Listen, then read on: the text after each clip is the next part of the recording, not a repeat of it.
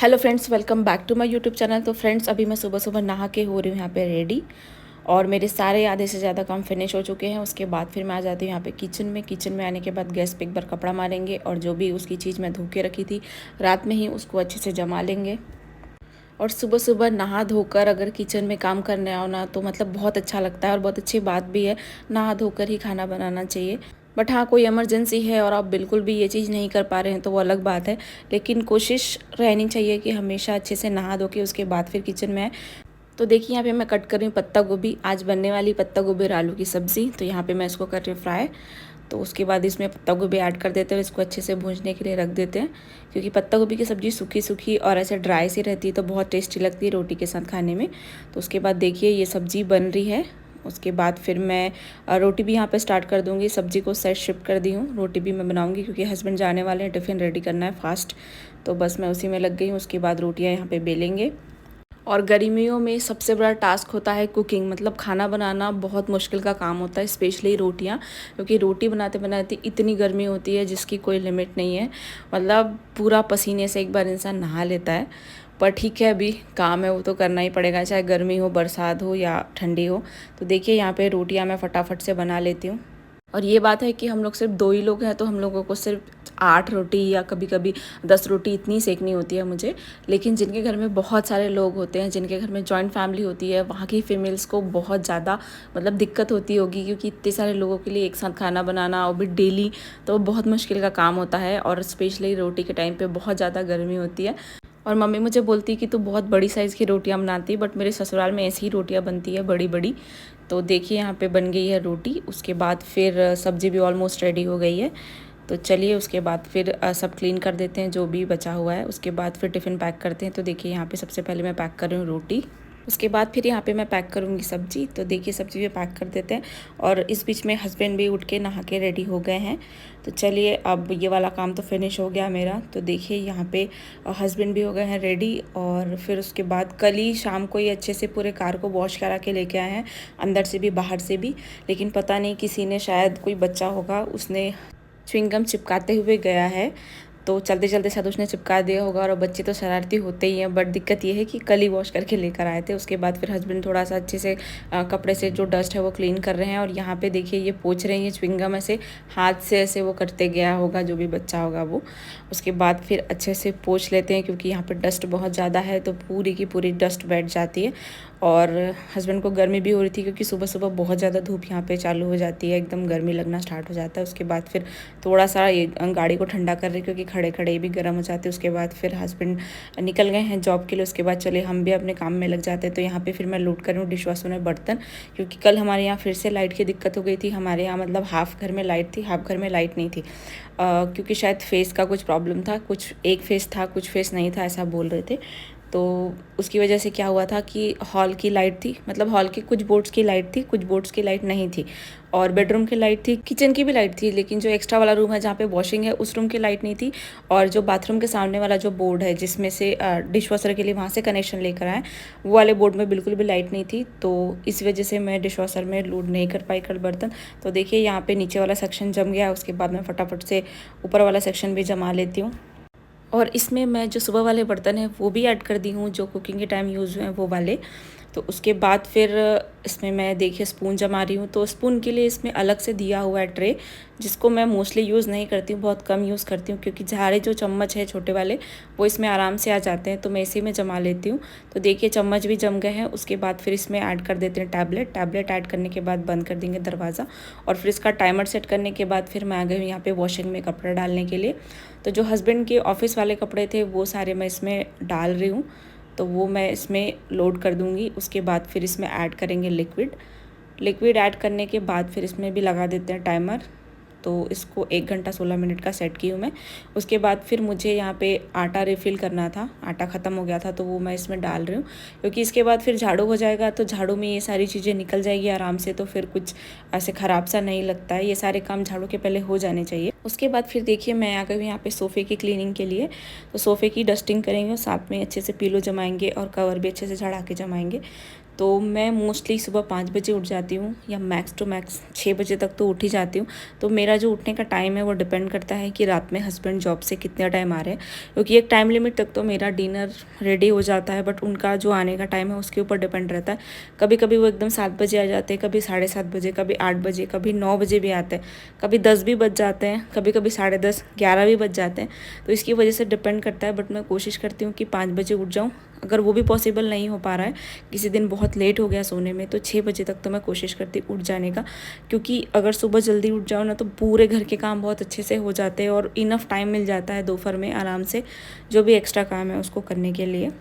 और सुबह उठना बहुत अच्छी हैबिट है, क्योंकि ऐसा करने से हेल्थ भी बहुत अच्छी रहती है और सुबह सुबह की जो फ्रेश एयर है वो लेना भी बहुत अच्छी बात है।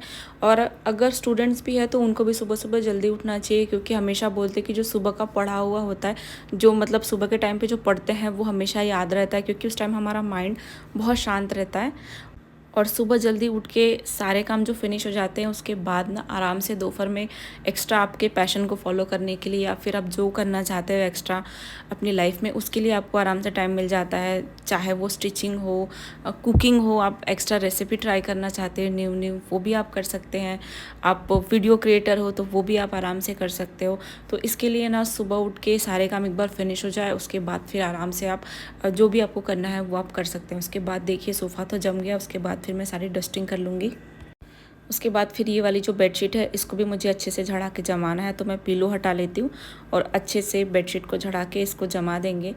और जो पहले के ज़माने का जो टाइम था ना, उसमें बहुत अच्छी लाइफस्टाइल थी। उन लोग बहुत सुबह सुबह जल्दी उठते थे और इसलिए ना उन लोग बहुत कम बीमार पड़ते थे और बहुत हेल्दी भी होते थे। आप देखेंगे कि जो पुराने ज़माने के लोग हैं, बोलते हैं ना पुरानी हड्डी है अभी तक ज़िंदा है, ऐसा बोलते हैं ना, तो वो इसलिए है क्योंकि उन लोगों के टाइम पे ना उन्होंने बहुत अच्छी लाइफस्टाइल जिए हैं।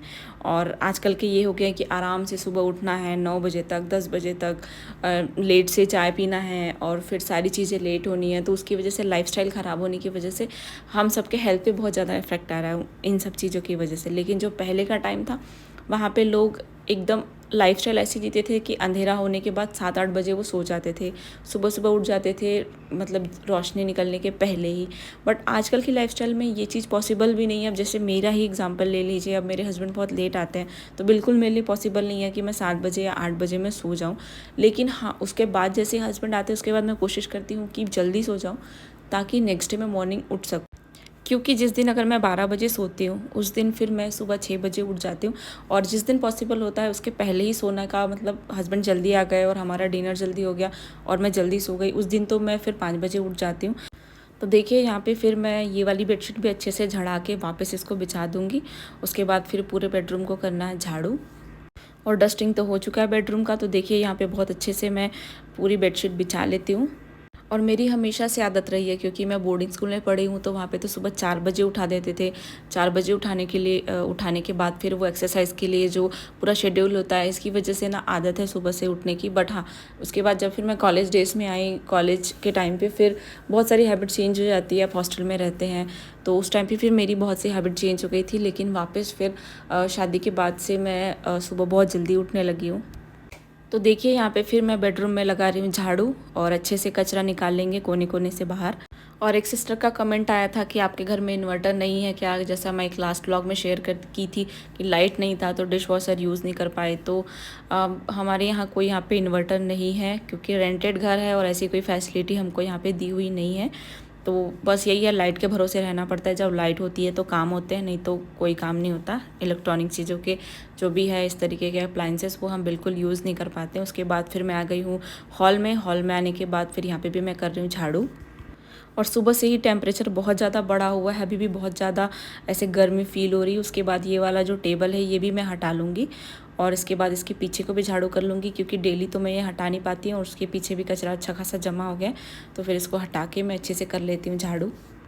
तो हॉल का एक सेक्शन तो बहुत अच्छे से डीप क्लीनिंग हो गई है, उसकी जो डिश वॉशर और फ्रिज वाला एरिया है उस तरफ की। ये वाला भी टेबल हटा के मैं झाड़ू कर दी हूँ। अब बचा हुआ है सोफ़े को हटाकर एक दिन बहुत अच्छे से डीप क्लीनिंग करना है और सोफ़े को पीछे से वैक्यूम भी करना है। एक दिन मैं सिर्फ सामने से की थी, पीछे से नहीं की थी, तो पीछे से भी वैक्यूम करना है और साथ में सोफ़े को पूरा खींचेंगे सामने और उसको भी अच्छे से झाड़ू पोछा करेंगे, क्योंकि वहाँ पर भी डस्ट डेफिनेटली बहुत सारी जमा होगी। उसके बाद में आ गई हूँ यहाँ पे बेडरूम में आने के बाद फिर मैं यहाँ पे लगा रही हूँ पोछा। तो अभी तो पोछा बहुत जल्दी सूख जाता है, बिना फ़ैन के ही सूखने लगा है क्योंकि फ्लोर इतना गर्म रहता है। तो देखिए उसके बाद फिर लगा लेती हूँ इस वाले तरफ को भी पोछा। और बस ये वाला काम मेरा रह गया है और वॉशिंग मशीन में कपड़े भी तब तक धुल रहे हैं और वो भी तब तक फिनिश हो जाएगा, तो फिर कपड़े भी सुखा देंगे, तो फिर आज का जो टारगेट है वो कंप्लीट हो जाएगा। तो देखिए यहाँ पे बेडरूम में हो गया पोछा, उसके बाद फिर मैं आ गई हॉल में और यहाँ पे भी अच्छे से लगा लेते हैं। हम खाना यहीं पे खाते हैं तो ये गंदा हो ही जाता है और खाने का कुछ ना कुछ गिरता ही है नीचे। उसके बाद ये देखिए यहाँ पे भी मैं टेबल हटाई हूँ, यहाँ पे भी पोछा कर लेंगे। ये सूख गया है, सूखने के बाद वापस इसको जमा देंगे और फिर बचे हुए एरिया में भी अच्छे से पोछा कर लेते हैं। और मिट्टी के घरों में ना ऐसे पक्के घर से कम गर्मी लगती है, वहाँ पे ऐसा ठंडा ठंडा लगता है। इतनी गर्मी नहीं होती जितनी गर्मी शहरों में ऐसे घरों में होती है। तो वहाँ पे ना गर्मी में बहुत सुकून मिलता है, क्योंकि जब मैं गांव जाती हूँ तो वहाँ पे फिर ऐसे मिट्टी के घर होते हैं तो वहाँ पे बहुत अच्छा लगता है। तो देखिए पोछा हो गया उस तरफ, इस तरफ भी मैं लगा लेती हूँ पोछा। और गांव में हरियाली भी बहुत होती है, वहाँ पे पेड़ होते हैं, आम के पेड़, उसकी ठंडी ठंडी हवा गर्मी में तो बहुत अच्छी लगती है। और इतना पॉल्यूशन भी नहीं होता है तो गर्मी डेफिनेटली वहाँ होगी नहीं। खेत होते हैं, खुली जगह होती है तो वहाँ पे कम गर्मी होती है और फ्रेश एयर भी ज़्यादा होती है। तो देखिए कपड़े भी मेरे धुल गए हैं, उसके बाद फिर मैं आ गई हूँ बाहर और कपड़े सुखा लेते हैं। और अभी इस तरफ धूप आई नहीं है, सुबह सुबह का ही टाइम है तो इतनी कुछ धूप इस तरफ आई नहीं है। अगर बहुत ज़्यादा धूप आ जाती तो फिर बिल्कुल बहुत ज़्यादा मुश्किल हो जाता है मुझे कपड़े सुखाना, क्योंकि एकदम फेस में धूप आता है तो फिर बहुत इरिटेशन होती है मुझे। लेकिन अभी धूप नहीं आई है तो बहुत अच्छे से मेरे कपड़े आराम से यहाँ पे सूख जाएंगे।